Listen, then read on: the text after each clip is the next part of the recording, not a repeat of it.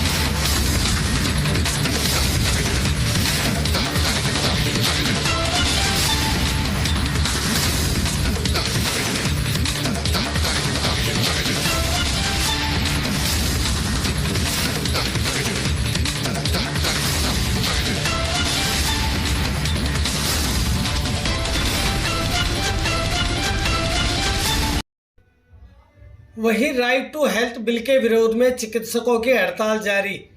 निजी अस्पतालों में 9 दिनों से हड़ताल के चलते 800 ऑपरेशन टले, मरीजों को हो रही है भारी परेशानी। प्रदेश की कांग्रेस सरकार द्वारा हाल ही में पारित किए गए राइट टू हेल्थ बिल के विरोध में कोटपुतली समेत पावटा बानसूर क्षेत्र के सभी निजी अस्पतालों में चिकित्सकों द्वारा की जा रही हड़ताल मंगलवार को लगातार 9वें दिन भी जारी रही। निजी अस्पतालों के लगातार 9 दिन से पूर्णतः बंद होने के कारण क्षेत्र की चिकित्सा व्यवस्था पूरी तरह चरमरा गई। करीब 800 से ज़्यादा ऑपरेशन टाल दिए गए एवं इमरजेंसी के मरीजों को समीपवर्ती हरियाणा राज्य के चिकित्सालयों में इलाज के लिए बाध्य होना पड़ रहा है। मंगलवार को राजमार्ग स्थित मोरिजावाला धर्मशाला में निजी अस्पतालों, डेंटल एसोसिएशन, केमिस्ट एसोसिएशन के साथ लायंस क्लब व भारत विकास परिषद की बैठक का आयोजन हुआ। बैठक में राइट टू हेल्थ बिल की विसंगतियों के बारे में बताते हुए राज्य सरकार से इस बिल को वापस लेने या अन्य कोई बीच रास्ता निकालने की मांग की गई। इस दौरान चिकित्सकों ने एक स्वर में कहा कि यह बिल असंवैधानिक है एवं इससे चिकित्सकों व मरीजों के बीच आए दिन झगड़े बढ़ेंगे। अतः सरकार को इसे वापस लेना चाहिए, नहीं तो आंदोलन उग्र किया जाएगा। देखो, जो आरटीएच बिल है, राइट टू हेल्थ बिल, इसमें हेल्थ का तो कोई जिक्र ही नहीं है। ये राइट टू ट्रीटमेंट बिल है, हेल्थ का इसमें कहीं कोई जिक्र नहीं है। सरकार और उसके कुछ ब्यूरोक्रेट्स इस बिल के माध्यम से जनता को बरगला रहे हैं। ये वोटों की राजनीति है और बल्ली का बरकरार डॉक्टर्स को बनाया जा रहा है। पहली बात तो ये है कि जब ये राइट टू हेल्थ बिल लाई थी सरकार, तो इसमें उन्होंने कहा था प्राइवेट अस्पताल को इमरजेंसी की जो भी ट्रीटमेंट उसका फ्री देना पड़ेगा। फिर विरोध हुआ तो हम उसका कुछ पैसे दे देंगे। अब कुछ पैसा का तो सबको पता है कि क्या पैसे देंगे। आप 5 स्टार में होटल में खाना खिलाते हो और वो कहेंगे साहब इंदिरा रसोई वाली जो रेट है वो 8 रुपये की रेट है, उसमें आप आपका पुनर्वर्ण कर देंगे। ये संभव है क्या? इसमें इस तरह से कोई इमरजेंसी का इलाज नहीं हो सकता। क्वालिटी आपकी गिर जाएगी या रेफर करने की प्रवृत्ति बढ़ेगी, अल्टीमेटली नुकसान जनता का होगा। ये बिल एक्चुअल में बिल है, ये असंवैधानिक बिल है और हम इसका पूरे जोर से विरोध करते हैं। ये बिल डॉक्टर्स के लिए भी गलत है और जनता के लिए भी गलत है। सर इससे बीते फायदा किसी को नहीं होने वाला, नुकसान होगा और अल्टीमेटली झगड़े बढ़ेंगे। आए दिन अस्पताल के और मरीजों के बीच में झगड़े बढ़ेंगे, एक दूसरे के बीच में जो विश्वास है वो टूटेगा और नुकसान और अल्टीमेटली पब्लिक को होगा। यहाँ से अच्छे हॉस्पिटल, अच्छे डॉक्टर्स यहाँ से पलायन करेंगे और यहाँ पे जब अच्छा माहौल नहीं मिलेगा तो कोई भी डॉक्टर यहाँ पे अस्पताल नहीं डॉक्टर अस्पताल नहीं करना चाहेंगे। तो इलाज की क्वालिटी गिरेगी, नई जो उपकरण नई इलाज पद्धतियाँ हैं वो नहीं आ पाएंगी। बिल्कुल हम पुरजोर तरीके से इसका विरोध करते हैं और हम चाहते हैं कि ये राइट टू हेल्थ बिल सरकार वापस ले। की रणनीति जो हमारे लीडरशिप है जो फॉलो करेंगे, हम उसी को फॉलो करेंगे। और जैसा सर ने बताया कि right to health actually government का जिम्मेदारी है किसी भी स्टेट का या किसी भी कंट्री की हेल्थ की देखभाल करना। प्राइवेट सेक्टर पे ये थोपा हुआ अननेसेसरी का बिल है। और स्पेशली राजस्थान में देखा जाए तो चिरंजीवी और RGHS जो पॉलिसी है उसमें ऑलरेडी 87 to 90% पॉपुलेशन कवरेज है। यदि आप उसी को स्ट्रॉन्ग बढ़ा दो तो इसको राइट टू हेल्थ लाने की जरूरत कहाँ है? तो ये एक वोट की राजनीति के लिए प्रोपोगंडा है। और आप यदि होर्डिंग देखोगे, जैसा हमने भी यहाँ लगा रखा है, हर जगह लिखा हुआ है फ्री इलाज, फ्री इलाज, फ्री इलाज। आप चिरंजीवी में, बस में या कहीं भी देखोगे तो सब कहीं लिखा हुआ है फ्री इलाज। 1 फरवरी को किस तरीके से 1 फरवरी को कम से कम 300 पैकेजेज इन्होंने रिडक्ट कर दिए। जनवरी 2021 से पहले डिलीवरी फ्री थी, सिजेरियन फ्री थे।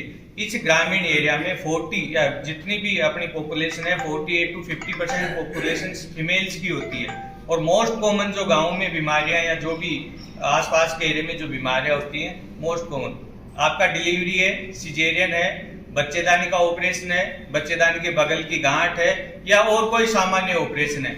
गायनी के तौर पे या फीमेल्स के लिए इन्होंने क्या प्रावधान रखा है? आज की डेट में इस तरीके की कोई फ्री स्कीम नहीं है।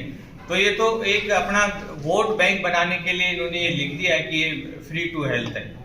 इसमें सरकार ने कहा है कि इमरजेंसी केयर्स जैसे मेरे सहवक्ता ने बताया कि इमरजेंसी केयर्स में फर्स्ट एड भी हो सकता है। फर्स्ट एड के बाद डेफिनेटिव ट्रीटमेंट इसमें इंक्लूड नहीं है। तो पेशेंट को कहां से बेनिफिट होगा? पेशेंट आता है किसी भी प्राइवेट ऑर्गेनाइजेशन में और अपना डेफिनेटिव ट्रीटमेंट के लिए आएगा। गवर्नमेंट ने सब सेंटर, CHC, PHC इतने सारे इंफ्रास्ट्रक्चर डेवलप कर रखे हैं, तो उनमें भी फर्स्ट एड ही होता है। कोई भी इन्वेस्टर या कोई भी प्राइवेट ऑर्गेनाइजेशन यदि अपना सेटअप रन कर रहा है तो वो सेकेंडरी लेवल या टर्सरी केयर के लिए करता है उसका। आप राजस्थान में देखिए कितने अच्छे सेंटर्स आ गए जो आज कहीं पेशेंट को रेफर करने की जरूरत नहीं। ऐसे यदि बिल आ जाएंगे तो आने वाले भविष्य में कोई भी बड़ा इन्वेस्टर या कोई भी अच्छा हॉस्पिटल इस एरिया में नहीं आ पाएगा और सब लोग यहाँ से प्लान करने की सोचेंगे कि यहाँ यदि उनकी एजुकेशन का कोई मतलब नहीं है तो क्यों नहीं यहाँ काम, मतलब यहाँ क्यों काम करें वो। तो ये एक मेडिकल टेक्नोलॉजी या मेडिकल डेवलपमेंट के लिए भी ये हिंड्रेंस है।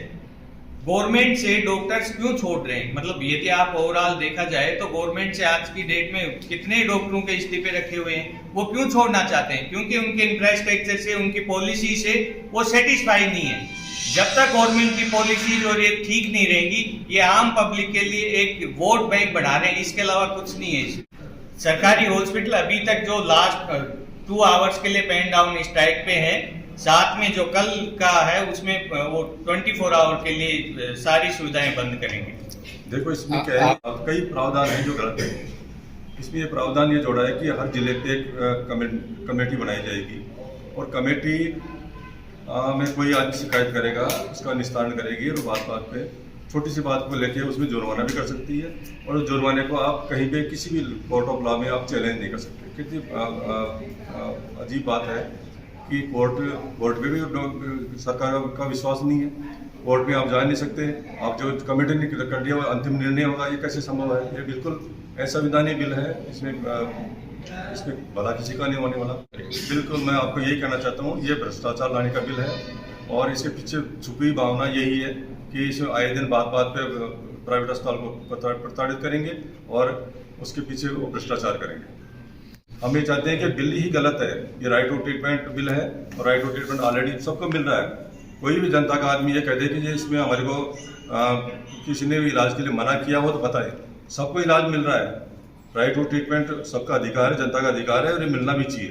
तो राइट टू ट्रीटमेंट ऑलरेडी मिल रहा है, इसमें नया कुछ है ही नहीं। इसमें तो केवल पीछे वोटों की राजनीति है और भ्रष्टाचार का मामला है, और सर नया नहीं है। एमसीआई ने पहले से उसकी गाइडलाइन है कि कोई भी मरीज अपने इलाज के बारे में जानकारी प्राप्त कर सकता है। उसे हम लोग टाइम में उपलब्ध कराते हैं, उसकी जानकारी जो भी कि यह इलाज चल रहा है उसे संतुष्ट हो ठीक है, नहीं तो सेकंड ओपिनियन लेने के लिए स्वतंत्र होता है।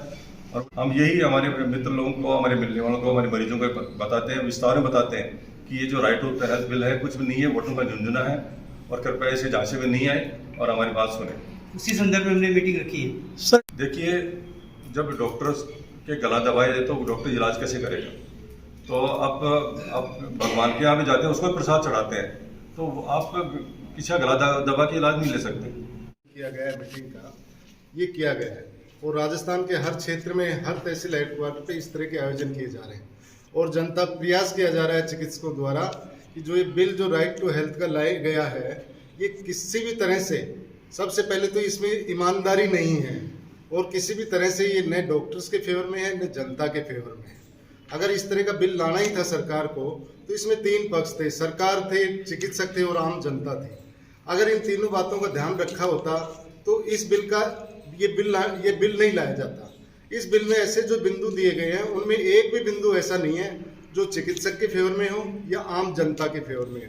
ये बताने के लिए इस संगोष्ठी का आयोजन किया गया है, और अपेक्षा करते हैं कि आप लोग जो है इसको बहुत ही शिद्दत से आम जनता में या जो सोशल मीडिया में जो चल रहा है उसको आप काउंटर करेंगे, और निश्चित रूप से आने वाले दिनों में जब आम जनता को समझ में आएगा तो वो स्वयं ही जो है आंदोलन पे आगे आके और इसका विरोध करेगी। ये समझाने के लिए ही ये आज संगोष्ठी का आयोजन किया गया। Thank you. वहीं कबीर धर्मनगर धामाखेड़ा रायपुर छत्तीसगढ़ से पधारे गुरु गोस्वामी भानु प्रताप साहिब का आगमन कबीर आश्रम कोटपुतली में हुआ, जिसमें बड़ी संख्या में श्रद्धालुओं द्वारा भेंट पाए लागे की गई तथा आशीर्वाद प्राप्त किया गया। इस अवसर पर एडवोकेट ओम प्रकाश सैनी, महंत सुभाष दास, महंत देवकी दास, महंत गुलाब दास, बिरदीचंद सैनी, पूर्व पार्षद रामेश्वर प्रसाद सैनी, रामचंद्र सैनी, मिथिलेश सैनी, बनवारी दीवान, फूलचंद सैनी, प्रेमचंद सैनी, मूलचंद बंसल, मुकेश बिदाणी, रामतार सैनी, हेमंत ताराचंद, दौलत सैन, बाबूदास, मामचंद, मनोज दीपक, हरिराम, चिमनलाल, सुरेश मोहन, हर्ष एवं बड़ी संख्या में महिलाएं, बच्चों द्वारा भेंट पाए लागे की गई। आपको बता दें कि कबीर धर्मनगर से पधारे भानु प्रताप साहिब का आज आगमन होने पर कबीर आश्रम में काफ़ी संख्या में श्रद्धालु नजर आए।